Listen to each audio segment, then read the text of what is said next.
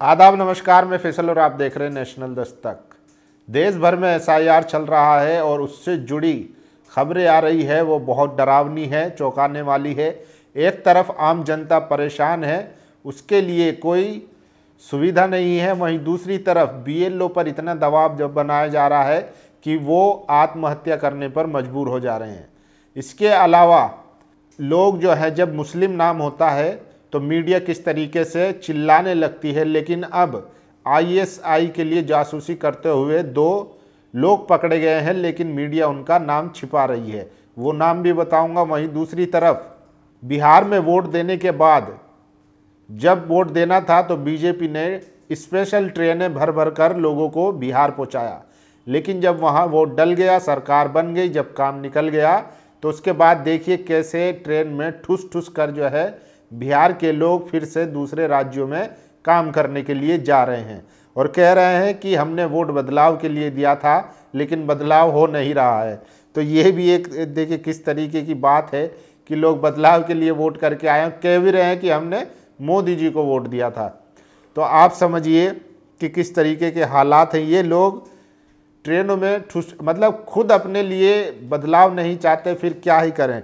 जब धर्म के, जात के नाम पर आप वोट करेंगे तो सुविधाएं ऐसे ही मिलेगी। एक टाइम होता था जब मंत्रियों को इस्तीफा देना पड़ जाता था, लेकिन आज मजाल है कोई सवाल कर ले, अगर सवाल करेंगे तो आप पे यूएपीए लगाकर जेल में डाल दिया जाएगा। तो ऐसी ही कुछ बड़ी खबरें हैं जो मैं आपको आज बताने वाला हूं और उस पर एनालिसिस करेंगे। देखिए, रणविजय ने ट्वीट किया है वीडियो। पत्रकार वोट किसको दिए थे? बिहार के व्यक्ति बीजेपी को। पत्रकार क्या सोचकर वोट किया? बिहार का व्यक्ति बदलाव के लिए। पत्रकार बदलाव हो रहा है, बिहार का व्यक्ति नहीं हो रहा है। वो वोट देकर ट्रेन से वापस जा रहे बिहार के लोगों को सुने। कुछ लोग वोट चोरी की भी बात कह रहे हैं। तो देखिए कितनी भीड़ जो है वो ठुसाठुस भरी हुई है पूरे डब्बे में, एक के ऊपर एक लोग चढ़े हुए हैं। लेकिन यही लोग हैं जो बिहार में बीजेपी को वोट देकर आए हैं। और देखिए, कर्नाटक के उडुपी में पुलिस ने जासूसी के आरोप में सुल्तानपुर यूपी के 2 रोहित और संतरी को गिरफ्तार किया है। दोनों शिपयार्ड में काम करते हैं। आरोप है कि जहाज निर्माण और पोत संबंधित डेटा वो पाकिस्तान को भेज रहे थे। सुल्तानपुर निवासी रोहित और संतरी, मीडिया से ये नाम गायब है क्योंकि ये उनके एजेंडे में फिट नहीं बैठता है।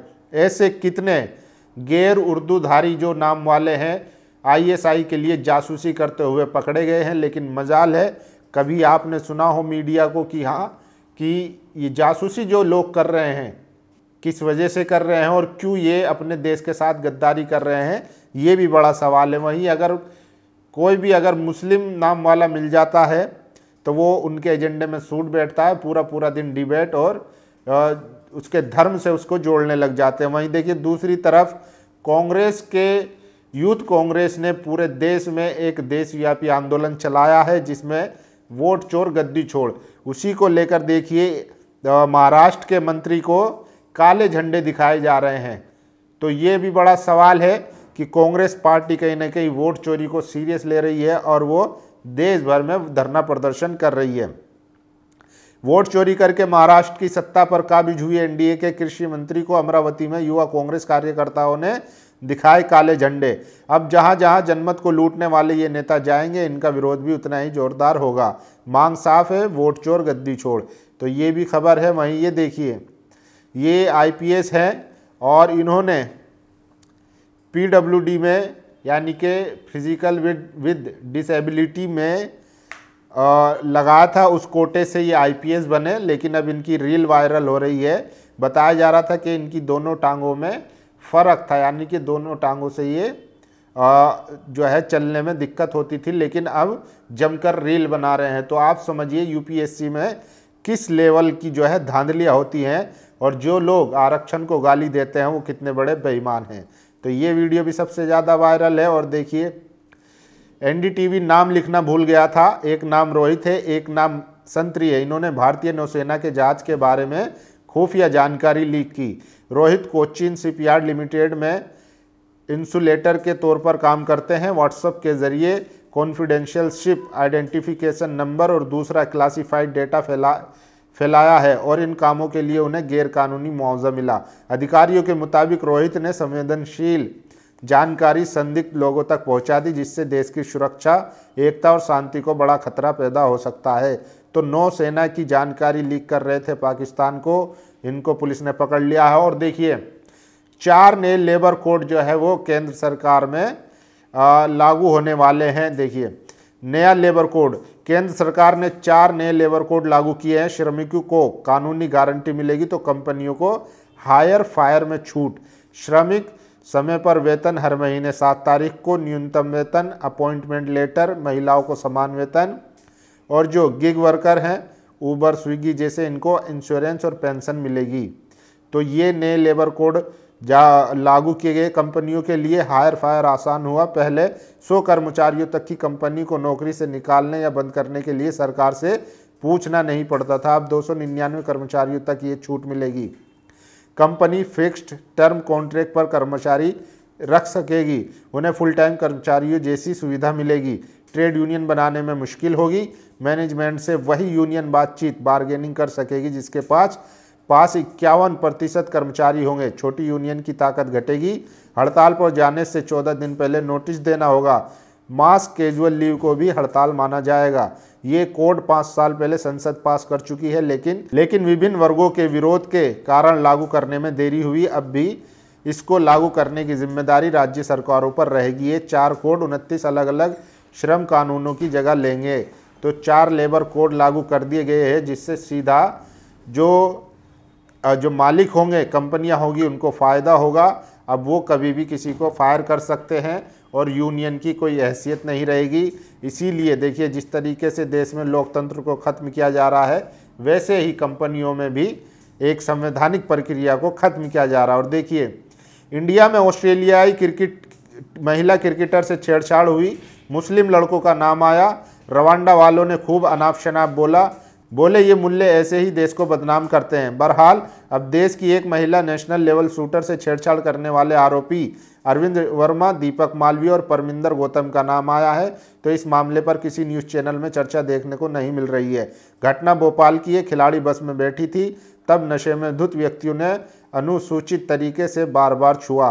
तो इन लोगों की खबर नहीं बनेगी, क्योंकि इनके नाम दीपक मालवीय और परमिंदर और अरविंदर वर्मा हैं। वहीं उर्दू वाले नाम वाले होते तो शायद अब तक तहलका मच गया होता। और ये देखिए दिल्ली क्राइम ब्रांच ने पाकिस्तानी ISI से जुड़े एक इंटरनेशनल हथियार तस्करी गैंग के 4 आरोपियों को गिरफ्तार किया है, जिसमें अजय, मनदीप, दलविंदर और रोहन।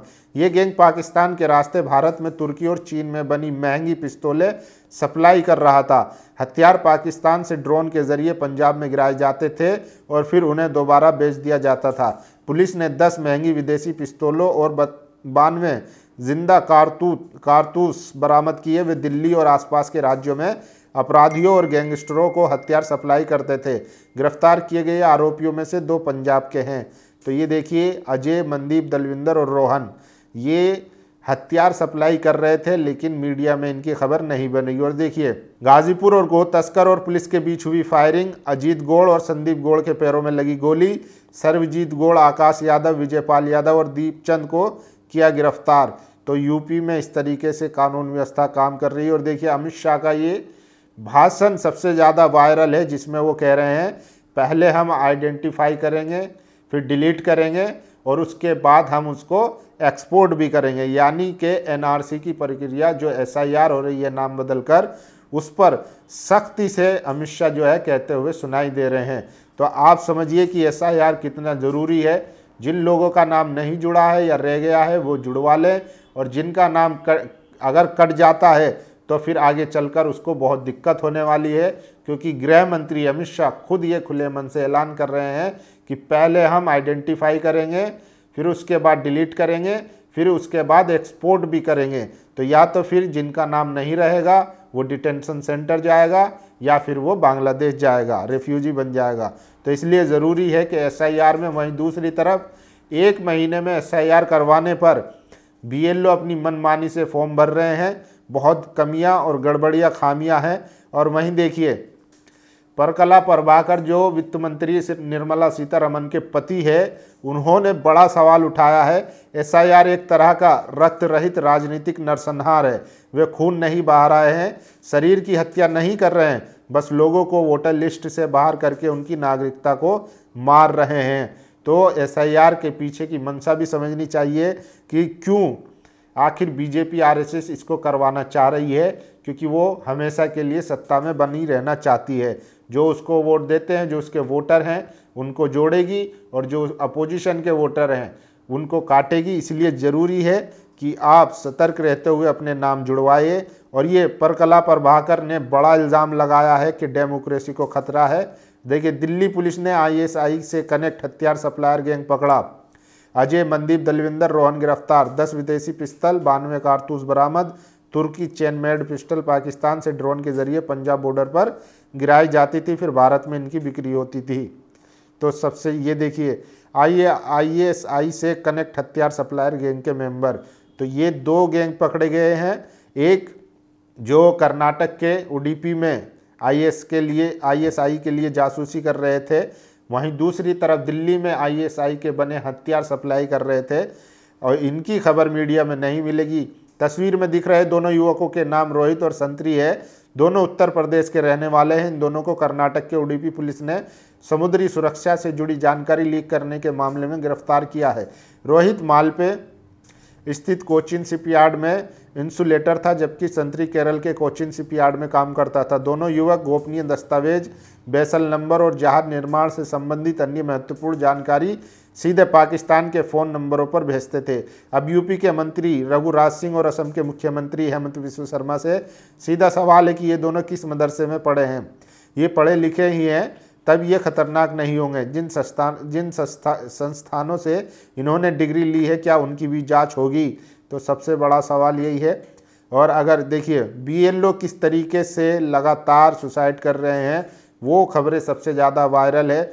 अलग अलग राज्यों से लगातार बीएलओ की मौतें सामने आ रही है। उनके परिवार का आरोप है एसआईआर के नाम पर दबाव, असंभव डेडलाइन इसकी वजह है। तो कितनी देखिए, impossible to work BLO suicide note में लिख दिया। और देखिए, BLO kill self in Gujarat. SIR के चलते 50 साल के एक बीएलओ मर गए। और देखिए, जस्टिस सूर्यकांत सोमवार को देश के मुख्य न्यायाधीश के रूप में शपथ लेंगे। राष्ट्रपति भवन में होने वाले शपथ ग्रहण समारोह में ब्राज़ील सहित दुनिया के 7 देशों के मुख्य न्यायाधीश और सुप्रीम कोर्ट के जज शामिल होंगे। तो देखिए, जस्टिस गवई जो है वो रिटायर होने वाले हैं और अगले चीफ जस्टिस ऑफ इंडिया होंगे सूर्यकांत। तो ये भी सबसे ज़्यादा वायरल खबर है। और देखिए किस तरीके से लगातार मुसलमानों को टारगेट किया जाता है। ये चारों शांतिदूत पाकिस्तानी आईएसआई से कनेक्ट होकर हथियार सप्लाई कर रहे थे। इनका नाम अजय, मनदीप, दलविंदर, रोहन है। दिल्ली पुलिस ने इन्हें गिरफ्तार किया। इनके पास से 10 विदेशी पिस्टल, 92 कारतूस बरामद है। तुर्की चीन मेड पिस्टल पाकिस्तान से ड्रोन के जरिए पंजाब बॉर्डर पर गिराई जाती थी, फिर भारत में इनकी बिक्री होती थी। क्या इनके तार दिल्ली ब्लास्ट से जुड़े हैं? इसकी जांच होनी चाहिए। तो सवाल कई हैं, जवाब किसी के पास नहीं है। सिर्फ मीडिया को मुस्लिम नाम चाहिए, उर्दू वाला नाम चाहिए जो उसके एजेंडे में फिट बैठता हो। वहीं रोहन, संतरी जैसे लोग जो पाकिस्तान के आईएसआई को भारत की खुफिया जानकारी देते हैं, ना तो वो जिस मदरसे से या जिस स्कूल से पढ़कर आते हैं उस पर बात होती है, ना ही उनकी परवरिश पर बात होती है, ना उनकी तालीम जिस भी मदरसे से या जिस भी विद्यालय से पढ़कर आते हैं। लेकिन अगर मुस्लिम उर्दू वाला नाम आ जाता है तो पूरी कम्युनिटी को जो है वो इल्ज़ाम लगा दिया जाता है, गुनहगार ठहरा दिया जाता है। दिल्ली पुलिस दिल्ली दंगों में जो आरोपी है शर्जील और उमर खालिद, उनके लिए कहती है कि ज़्यादा इंटेलेक्चुअल अगर आतंकवादी बनता है तो वो और ख़तरनाक हो जाता है। लेकिन इनके लिए क्या कहेगी, ये भी बड़ा सवाल है। बाकी अपनी राय जरूर दीजिए। शुक्रिया। नेशनल दस्तक की आपसे गुजारिश है कि अगर इसको बचाना चाहते हैं तो नेशनल दस्तक को सब्सक्राइब करने के लिए रेड कलर के सब्सक्राइब बटन को दबाएं, फिर बेल आइकन की घंटी दबाएं। नेशनल दस्तक को बचाने के लिए बहुत ज़रूरी है कि हर खबर को शेयर करें, लाइक करें, कमेंट जरूर करें।